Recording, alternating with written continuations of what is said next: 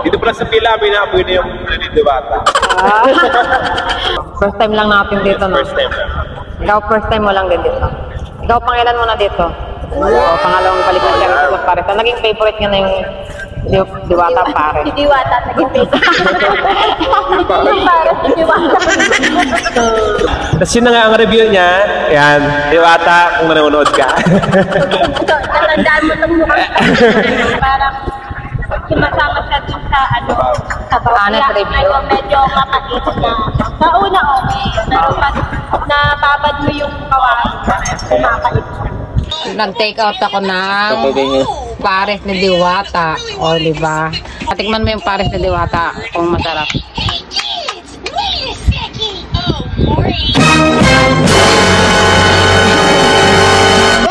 Sarap, diba?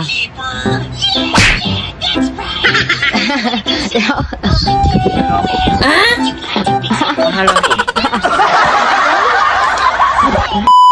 Naman kagad eh. Masarap ba ang pagkain doon? Pila-pila kayo. Kaya nga. Masarap ba ang pagkain doon? Kain ka muna doon, kuya. Accept na namin. Grabe sa akin. Pinaya eh. Hindi kutsi pa eh. Oo. Baka ano lang, nakiki-hype din. Yes, Oo, baka di kutsi kumakain doon. Oh, marami. Mura kasi, no? Mura, pero masarap talaga. Hindi pipilahan nyo kung hindi masarap. Siguro. Pero bang masarap ba? Masarap ba? Masarap siya. Kering-kering yung ano niya, yung overload niya. Kaso mabubusog ka talaga agad sa kanin. Ayun ang review ni Kylie. Basta ako hanggang 2 kanin ako, itotodo ko na wala pa. Sigurado yan si Junjun. 4 yan. Malakas kumain niya si Junjun eh. Kung hindi 2, tatlo. Pero depende sa kanin kasi. Di ba may kanin na lata, nakakabusog. Magkano naman isang burso ito? Nakakala pa kayo? 100 with ano na yan? Magkano? 100 po. Unli rice pa yan? Oh, Andy rice. May free soft drink. Kasama ng kanin, ulam. Yes.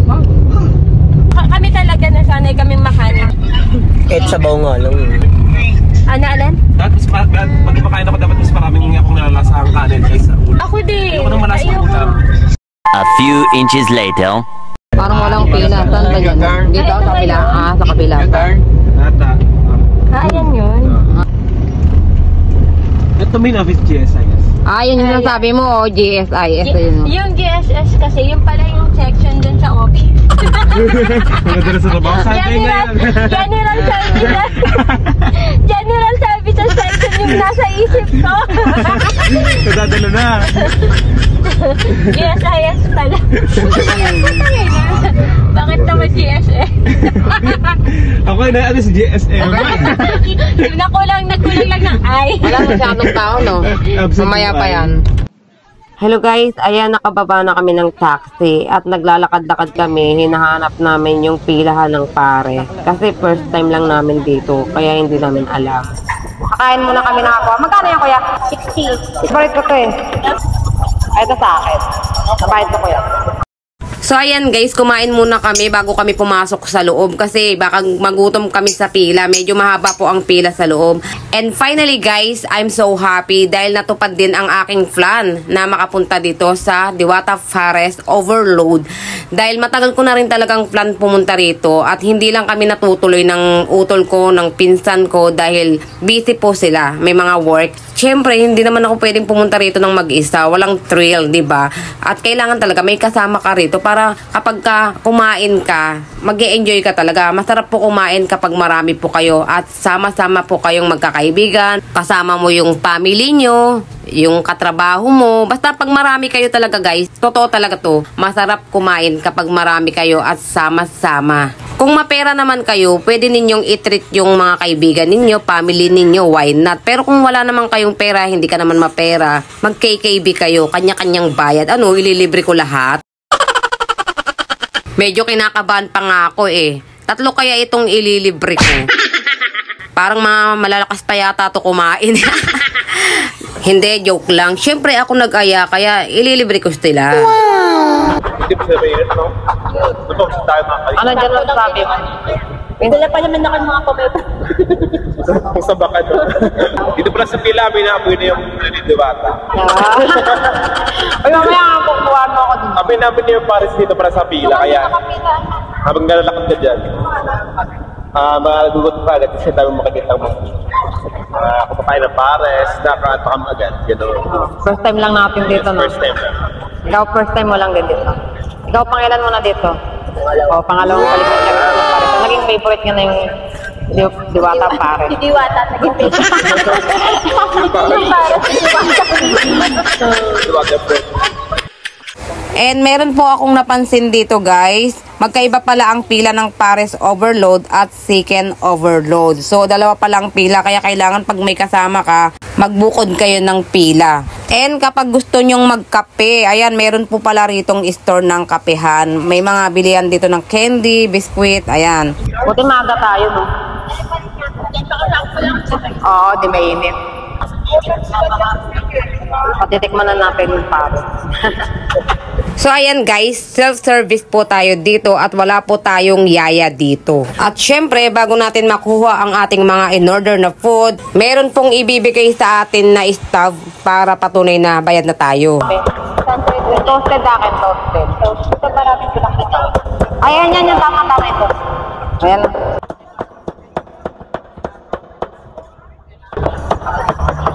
And remind ko lang guys, mabilis po ang abante ng pila kahit marami po ang nakapila. Dahil maganda po ang instruction ng pila rito from chicken line, Pares line, to soft drinks line, and to only rice line. At buti na lang guys, after naming pumila, nakahanap kami ng available na pwesto at eto na guys, ang sarap ng kain namin dito. Yun nga lang guys, pagpasensyahan nyo na yung mga umekse ng mga langaw dito. Syempre hindi nyo naman mapipigil yan dahil open area ito. Bawal lang talaga dito yung mga maarte. O ayan, naglagay ako ng ingredients guys. Kasi yung kinain ko kanina walang ingredients. Pero in fairness, ang lutong niya malaki pa. At masarap siya guys kahit wala siyang sabaw.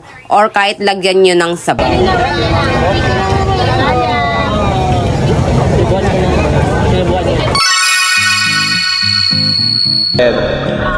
Yun din ang sabi niya, base sa kanyang panlasa. Base sa kanyang panlasa. Yan ako.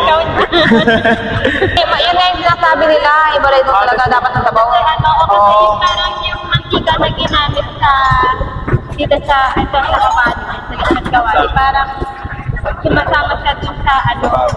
Honest review. Medyo mapakit na. Sa una okay. Pero pag nababad mo yung kawain, kumakait. Ay! Daming ganas eh. Yung Pares dito super overload talaga. Ang dami niyang laman, no? Pinaghalo-halong bulaklak, achicharon bulaklak, lechon, tsaka kung ano-ano pa. Kaya super overload talaga, sulit-sulit. Tapos yung kanin nila, ang dami din, dami ng servings. Kaya mabubusod ka. Parang pang isang kalahating kanin na yata. So kung kayo tawag doon, kung malakas ko kumain, arat na. Malalaban yan dito. Tsaka super unli. So yan, yung lechon kawali, kumbaga parang kung mag-expect kayo ng Pares, huwag kayo mag-expect ng beef Pares. Yes, kasi lechon po siya, hindi po siya beef. Hindi siya nasa mga Pares na Oo, hindi siya. usually na bibili natin siya tabi-tabi. Oo, yes. Yes, hindi siya ganon. Kaya expect nyo, pag pumunta ka dito, lechon Pares ang mga titikman nyo, hindi beef Pares. Yes. So ang honest rate ko dito is 7. So yung sabi niya, yung rate niya hindi ako So yung rate niya is yung masasabi niya lang is yung parang yung matika ng lechon gawa, dapat hindi siya hindi siya masyadong sinasama sa sabaw kasi pag naghalo yung parang mantika ng lechon gawa tapos yung sabaw ng Pares parang nagkakaroon ng kapaitan. Nagiging mapait. Okay na kayo sa maasin. So yun din yung napansin ko, parang medyo pumapait siya kapag Nababad yung parang yung mismong lechon doon sa sabaw. Yun, parang medyo nagkakaroon siya ng lasang medyo mapait. Pero yun nga, syempre, since lechon talaga yung lasa. Kapag lasang lechon siya, hindi siya lasang yung nakasanayan nating beef Pares sa labas. So, ayun. Tapos, baba. Piling ko may kulay, ba? Parang sa... Ayaw kalamansi. Oo nga, walang kalamansi. May kalamansi. Siguro perfect kapag nalagyan ng kalamansi din. Perfect, Yes. Tsaka hindi siya masyadong malapot. Hindi siya super malapot talaga na yun nga, tulad na sa mga para sa labas. Pero parang gusto talaga ito kapag pag may kumain sa ganyan, ito. Sa mga street foods, good siya. Tsaka kakaiba siya kasi parang pagkagat mo may twist kasi parang makakagat kang alutong ng lechon. Yan, gano'n. Yun yung parang twist din kaysa sa iba. Malutong siya pag kumakalat. Oo, malutong. Yun yung Wag lang siyang makapag, dapat pagkain, mabuti mo na agad. Para hindi mo malasahan yung mait at yes. Nagkaasiman. Asiman ang mukha.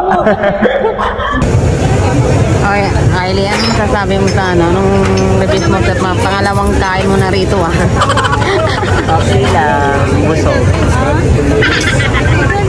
Mayayain to, ayaw magpa-interview.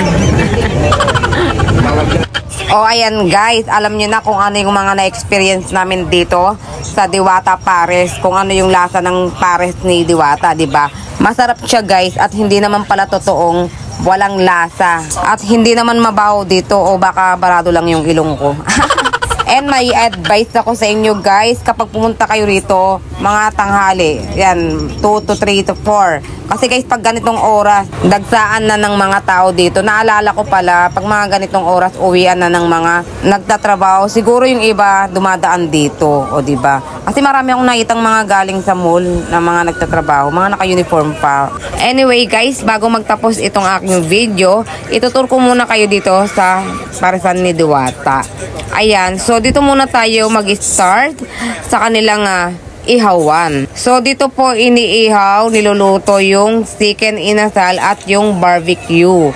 Ayan o, ang laki ng kanilang ihawan. At ipapakita ko sa inyo kung gaano karami yung kanilang niluluto. Grabe, natatakam ako. Favorite ko pa naman yung mga ihaw-ihaw na yan.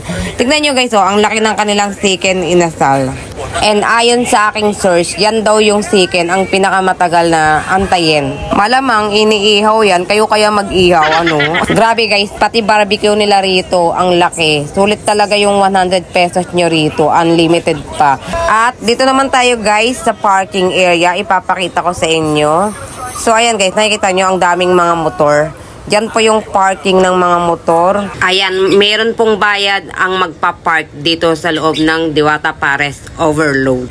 At napansin nyo ba ang pila dito guys? Compare kanina, wala pa rito kanina ang pila, diba? O, tingnan nyo naman sobrang haba na, hanggang labas na po yan. Pag ganitong oras guys, mahaba na po at dinudubog na po ng tao ang Paresan ni Diwata. Speaking of Diwata, ayan guys, kararating lang niya at ngayon ko lang siya nakita. Kanina pa ako nag-iikot-ikot dito. Kararating lang niya at hindi ko alam kung saan siya galing. At tingnan nyo naman kung gaano siya kasipag. Pagdating niya, inasikaso agad niya yung kanyang business at chinek niya yung kanyang mga staff. Malamang as a business owner, mag-uusisa yan kung ano yung mga kailangan, kung may kulang ba, ano pang mga dapat gawin, bilhin, ganyan. At syempre, dahil natikman na namin ang pares ni Diwata, hindi pwedeng umuwi kami ng walang take out pasalubong. Ayan guys, kapag gusto nyong mag-take out, dito lang po kayo pipila sa labas ng Diwata Pares Overload. At alam nyo ba guys, kahit dito sa pila ng take out, sobrang haba din. Pero mabilis naman ang usad ng pila. Ayan guys, magte-take out kami ngayon. Parang isa-isa. Mamaya ko na bayaran to. Ayan guys, take out. Nag-take out po. Pares ko na. Nag-take out po kami ng pares. Uusot yung manok dito ngayon. Ayan guys, hindi kami nakakain ng chicken. Kasi sold out po. Pero marami pa rin pila sa pila ng chicken.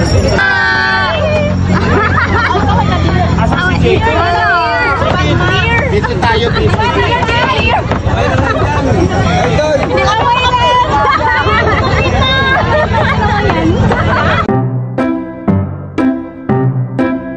Ayan guys, ayan nag-take out ako ng pares ni Diwata. Diba? Tikman mo yung pares ni Diwata kung masarap.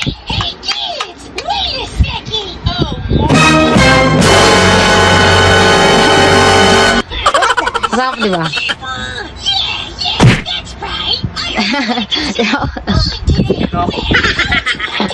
Pangalan ko.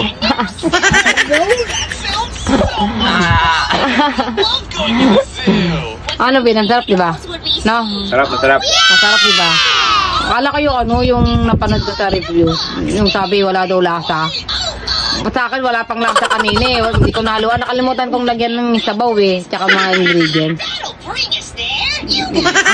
Ang sarap eh. Kapag sabi ko, doon ko lang naalala ng sabi ko, kung minsan hindi ko pala nalagyan ng ingredients, pero masarap pala siya. Sarap. Sarap na. Kaya lang take out ako niya kasi para matikman mo. Yung anong bang review ko dito? Yung tinikman kong pares kanina, wala pa akong hinalong panglasa pero masarap na siya. Masarap siya guys, lalo na kapag hinaluan niyo na siya ng mga ingredients. Yun nga lang guys, hindi namin natikman yung chicken. Siguro next time na lang kasi guys, yung chicken nila dito sold out. Pero marami pa ring pila kahit sold out na yung chicken, mahaba yung pila niya. Mabilis naman yung usad ng pila. Kaya kahit mahaba ang pila, makakakain talaga kayo dito. At sulit yung 100 pesos ninyo dito, unlimited na ang kanilang rice. At meron pong soft drinks at meron ding only water. So, kaya nang saya-saya, finally, nakapunta na rin kami rito sa Parisan ni Diwata. Grabe, ang sarap. Ang sarap din. Hindi pala totoo yung mga napapanood ko na iba. And dito, punta naman tayo dito guys, kasi meron dito nga kapitbahay si Diwata. And voice over. Tingnan nyo guys, may nagtulog sa kanto. Ayan guys, meron din pala rito Encanto Overload. Encanto Pares Overload. Meron pala rito pila din. Kaya lang hindi pa namin na-try kumain yan. Kasi guys, busog na kami. Ayan. So, ayan po nakikita nyo. Ayan, mga ganyan lang. Ayan. So, ayan guys. Finally, nabusog kami rito sa Parisan ni Diwata. At inabot na kami ng gabi rito. And yun, hanggang dito na lang. Yan lang po ang mai-share ko for today's video. And subscribe na rin po kayo sa aking channel, Miyang Channel. And don't forget to click the bell button para lagi po kayo updated sa aking video na ina-upload. And follow na rin kayo sa aking FB